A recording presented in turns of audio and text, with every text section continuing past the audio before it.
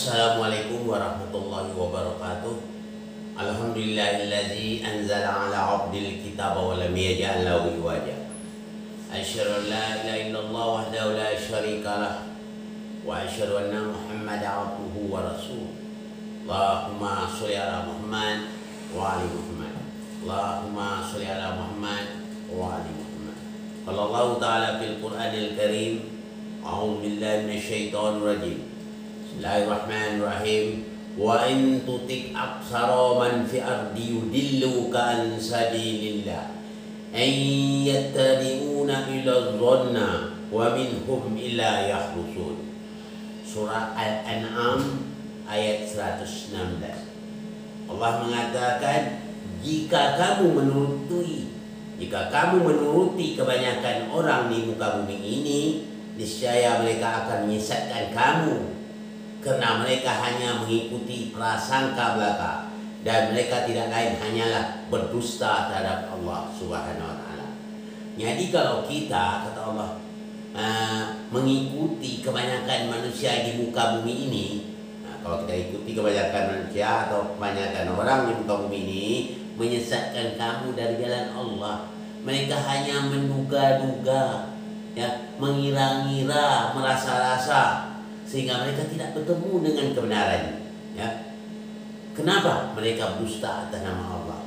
Kalau kita sampaikan ayat yang benar berdasar Quran, dia membantah dengan bermacam cara. Katanya tidak menurut akal yang sehat lah. Katanya kalau mengikut seperti itu, kita nanti akan ke belakang, mundur, ya, goblok katanya. Kalau mengikut Quran ini, kenapa? Hati mereka sudah dikuasai oleh syaitan lanatullah. Oleh sebab itu, mari kita sama-sama mengikuti apa yang diperintah Allah berdasarkan Al-Quran, ya, Al-Quran dan sunnah Nabi yang dirawikan oleh Ahlul Bait Nabi. Itu yang perlu kita ikuti. Makanya Rasulullah mengatakan, aku tinggalkan dua perkara nanti kamu tidak akan tersesat, adalah Al-Quran dan itraku. Jadi begini kita harus tahu. Jadi kita tidak bisa hanya berdasarkan akal tapi tidak berdasarkan petunjuk wahyu Allah. Itulah nanti kebanyakan orang yang sesat, kata Allah, ya Allah. Oleh sebab itu mari kita sama-sama memperbaiki diri kita. Banyaklah kita untuk mempelajari Al-Quran, memahami Al-Quran, sehingga Al-Quran itu bisa kita jadikan sebagai pedoman hidup kita. Itulah yang sebenarnya yang harus kita peroleh. Jangan kita hanya mengikuti kebanyakan orang di muka bumi ini, karena mereka akan menyesatkan kamu di jalan Allah Subhanahu wa taala. Selanjutnya Allah katakan juga dalam surah Al-Baqarah ayat 23 yang bunyinya, Bismillahirrahmanirrahim. Wa in kuntum fi raibin mimma nazzalna ala 'abdina fa'tu bi suratin min misli wad'u syuhada'akum min dunillahi in kuntum shadiqin. Dan jika kamu tetap dalam keraguan tentang Al-Quran yang kami turunkan kepada hamba kami, buatlah satu surat saja yang semisal dengan Al-Quran, dan ajaklah penolong-penolongmu selain dari Allah jika kamu orang yang benar. Jadi Allah kalau mengatakan demikian, kalau kamu ragu apa yang telah disampaikan hamba kami Al-Quran ini, kamu masih ragu juga, buat satu surat saja seperti Al-Quran. Ajak penolong kamu. Mana profesor kamu tuh, ajak dia. Kau perlu kamu ajak jin sekalipun untuk menghadapi Al-Quran ini. Pasti kamu tidak akan mampu, kata Allah. Fa in lam taf'alu wa lan taf'alu fattaqun narul lati waquduha an-nas wal hijarah uiddat lil kafirin. Apa kata Allah? Jika kamu tidak dapat membuatnya, dan pasti kamu tidak akan dapat membuatnya, peliharalah dirimu dari neraka yang bahan bakarnya manusia, batu yang disediakan untuk orang yang kafir. Jadi orang kafir itu orang ingkar, tidak mau patuh kepada Allah. Itu dasar kafir itu. Tak ada istilah tertutup lagi, itu ambil dari bahasa Inggris. Yang sebenarnya hakikat kafir orang yang tidak patuh dengan Allah. Siapa saja yang tidak patuh dengan Allah itu nama kafir. Coba kita lihat. waktu Allah perintahkan iblis, "Ma mana'aka alla tasjuda is amartuka?" Qala ana khairu minhu wa khalaqtani min nar wa khalaqtahu min tin. Apa sebabnya? Kenapa kamu tidak mau patuh ketika aku perintah engkau supaya sujud kepada Adam ya iblis? Iblis jawab, aku lebih mulia dari Adam karena aku diciptakan dari api sedang Adam dari tanah. Apa kata Allah lanjut? Kata Allah, hai iblis, kenapa engkau ingkar? Kan kau termasuklah orang yang kafir. Jadi orang-orang yang ingkar kepada Allah itu, itulah orang kafir. Iblis kenapa kafir? Karena diingkar, tidak mau patuh kepada Allah Subhanahu wa Ta'ala. Begitu kalau kita mengaji itu tidak bisa separuh-separuh, sepotong-potong, ayatnya lain lagi, beda lagi maksudnya. Tak bisa kita mengerti bahasa dalam Arab satu ayat dan kita potong begini, satu ayat lain lagi, tak bisa satu kata banyak muradifnya, persamaan sangat banyak sekali, makanya tidak bisa per kata. Kena satu kata banyak arti yang lain-lain yang serupa dengan itu. Sama saja dengan bahasa Indonesia. Ya, dalam bahasa Indonesia saya terangkan saja bahasa Indonesia. Ada orang mengatakan, ya, ditanyanya apa lawan daripada dalam?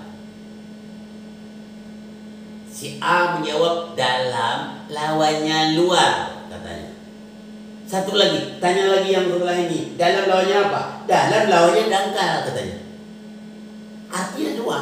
Dalam saja makna-makna dah lain artinya. Dalam betul, dalam lawannya luar tepat, dalam lawannya dangkal luar tepat.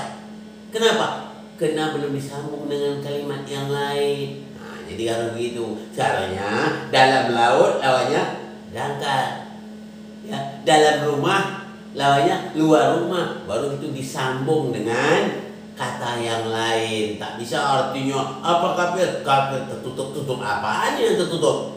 Pintu tertutup, apa dia kafir itu? Jadi berdasar ayat ini yang dimaksudkan kafir orang yang tidak patuh pada Allah. Itulah kadang-kadang profesor pun dia tak mengerti. Kenapa dia tidak mengerti? Karena hatinya betul sudah tak mau tunduk kepada Allah Subhanahu wa Ta'ala. Kenapa? Hatinya betul tidak mau patuh kepada Allah Subhanahu wa Ta'ala. Dia mau patuh kepada hawa nafsu dia. Dia mau patuh pada pemikiran-pemikiran yang bertentangan Al-Quran. Dia mau patuh kepada syaitan. Itu yang saja. Dia mau ingin patuh, ingin mencari tandingan selain dari Allah Subhanahu wa Ta'ala. Itu saja yang berbahayanya. Ya, jadi Allah hibur kepada orang-orang yang beriman. Kata Allah, Bismillahirrahmanirrahim, wa basyiril ladzina amanu wa amilus solihati anna lahum jannatin tajri min tahtihal anhar. Kata Allah, dan sampaikanlah gembira kepada mereka yang beriman berbuat baik bahwa mereka itu disediakan surga. Kata Allah.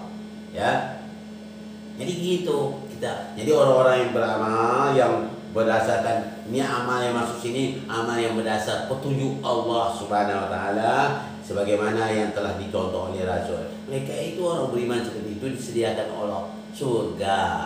Dan kan kata lain saya katakan, kalau dalam Al-Quran kita tidak bisa membantah Al-Quran karena ini wahyu Allah. Ya, wahyu Allah tidak bisa dibantah. Yang membantah itu namanya syaitan atau iblis. Memang sudah dijanjikan iblis akan menghalang manusia itu dari jalan Allah.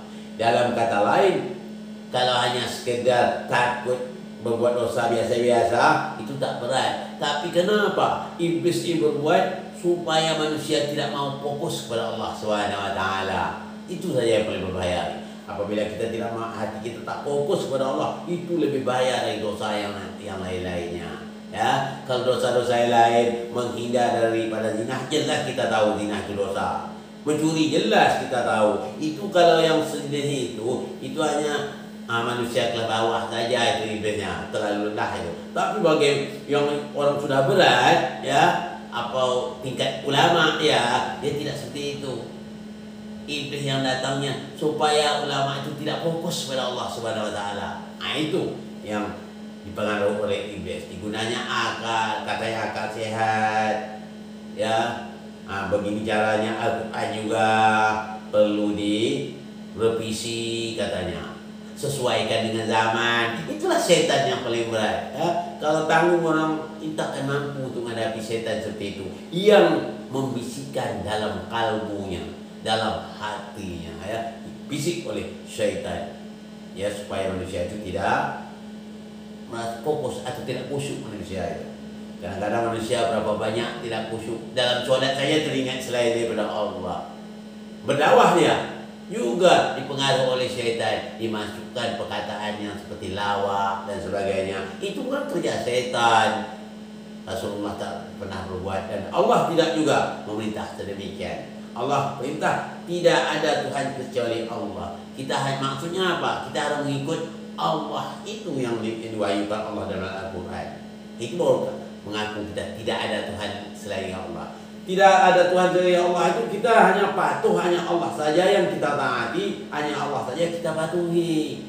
Bagaimana cara mematuhi Allah? Ikuti Al-Quran, wahyu Allah ini, ikuti Rasulnya. Itulah berarti orang yang patuh kepada Allah dan Rasulnya. Nah, ini kita harus paham itu, ya.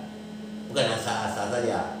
Oleh sebab itu saya mengimbau pada seluruhnya, jangan kita mengikuti kebanyakan orang di permukaan bumi ini. Kalau kamu ikuti kebanyakan orang di muka bumi ini, ya, nanti kamu akan sesat, kata Allah. Jadi Allah telah bernasihat bermacam-macamnya. Dan keputusan sini saya sampaikan juga, apa yang akan kita ikuti? Yang kita ikuti adalah Allah. Bagaimana cara mengikuti Allah? Ikuti Al-Quran. Bagaimana mengikut Rasul? Ikuti apa? Sunnah Rasul yang dirawikan oleh Ahlul Bait Nabi. InsyaAllah dua pusaka yang berharga telah cukup tinggalkan kepada umat ini. Pertama Al-Quran, yang kedua Ahlul Baitku. Jadi apa saja ini dirawi oleh Ahlul Bait Nabi, itulah yang kita ikuti. Pasti kita tidak akan sesat. Itu janji Allah, ya. Nah, jadi kalau mau tidak sesat, ikutilah Allah dan Rasulnya dan hadis yang dirawikan oleh Ahlul Bait Nabi. Ini saja yang dapat saya sampaikan pada kesempatan ini. Ya, semoga kita semua mendapat hidayah. Wabillahi taufiq wal hidayah. Assalamualaikum warahmatullahi wabarakatuh.